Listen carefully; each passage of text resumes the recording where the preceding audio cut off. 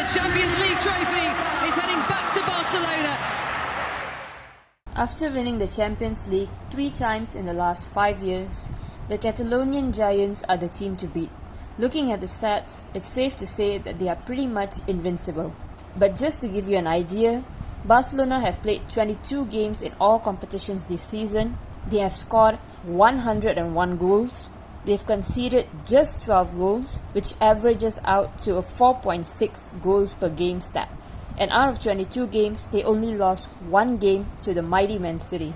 So, what makes them so invincible, and why do their opponents always resort to defending when playing against them?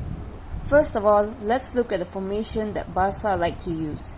Barca normally line up in a 4-3-3, and in a 4-3-3, this is what you need. You need a goalkeeper to be great at looking for a pass under pressure, and you also need them to be aggressive.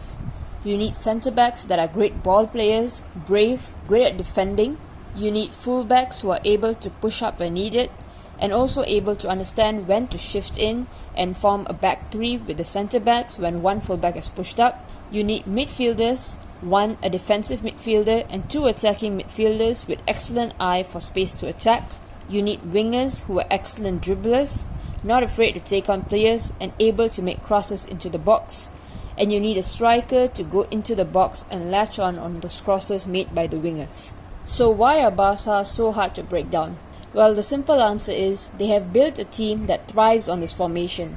If there is one thing that makes the 4-3-3 special, it's triangles. These triangles allow for passing options, and for anyone who has watched the Barca game, Barca plays a lot of passing, and keeping possession is their strongest suit.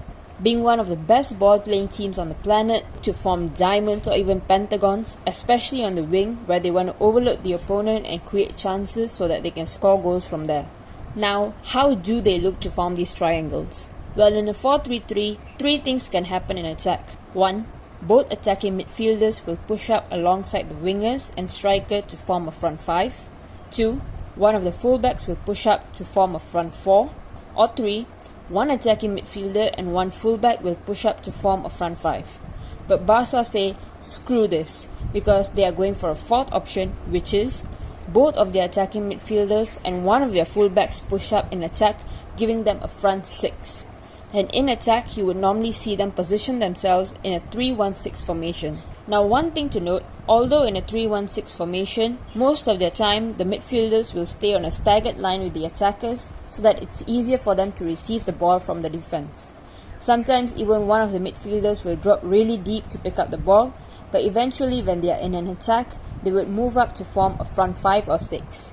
This then gives them endless options with every player having a particular strong suit, and with that, well, they're almost unstoppable in front of goal.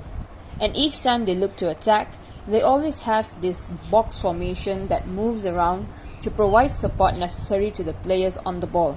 And this box, in my opinion, is their biggest strength when attacking, because it gives them a lot of options to either cross, dribble or create space to run in behind and create a chance on goal. Now, since Barca are a ball-playing team, naturally they'd like to hold on to the ball. Whether they are in defense, in midfield or even in attack, they love to hold on to the ball when there's no pressure, and they do this to invite pressure. If they hold on to the ball for long enough, generally the opponent would press them, and that's what they actually want. Now, they hold on to the ball and invite pressure because they understand one very important thing, and that is, if the opponent presses them, it means space will open up elsewhere. And this space is exactly what they look to exploit. They pass the ball around, which attracts a lot of the opponents off guard because they don't even have enough numbers to defend when Barca attack them. Now, one thing to understand, and this is what I believe sets them apart from other teams, is that they are extremely aggressive and they are not afraid of losing the ball. And when they do lose the ball, generally 2 things happen. Number 1, they are positioned so well that they are able to win the ball almost immediately or get back into defense in time to force the opponent to make a mistake. Or number 2, to force the opponent to make a mistake. And well, although Barca look to press really aggressively, they don't really try to win the ball hastily. Because most of the time, they look to win the second balls, so they don't really look to win the ball from the press if they can't actually do that. And they also know that when they win the second ball, they have enough support and enough passing options that they can play out however they want. But if they do press so aggressively, why can't the opposition teams attack them? Well, obviously it's because of the reasons that we talked about above, but also because the opposition is normally just more focused on defending than attacking. Most of the teams that play against Barca understand how dominant they are in attack. This means that if their opponents decide to attack them, they have to be super well organized to bypass the Catalonians. And whenever a team attacks, it leaves gaps in behind for the opposition to attack. And considering that we talked about how good Barca are at winning the ball back and how quickly they transition, most of the teams don't even look to attack all that much. Sure, they might send in long balls every once in a while, but there's no real attacking threat to Barca. Instead, the teams that play against Barca would just rather sit back and prevent the Red and Blues from scoring lots of goals. Although I might add that it's not really working much for them. And also, even if a team does score against them, Barcelona are so dominant that they know that they can score 7 or more against the opponents, so there's nothing to worry about for them. But well, despite all of this, the Catalonian Giants are definitely not all invincible. Because as I mentioned in the beginning of this video, they did lose to Man City. So the million-dollar question is, how do you beat them? And well, there's also a simple answer for this, and it is that the only way to beat Barca is to beat them at their own game. When City played Barca in the first leg of the Champions League, they played a really high-pressing game. And that is something you don't even normally see them do in the WSL.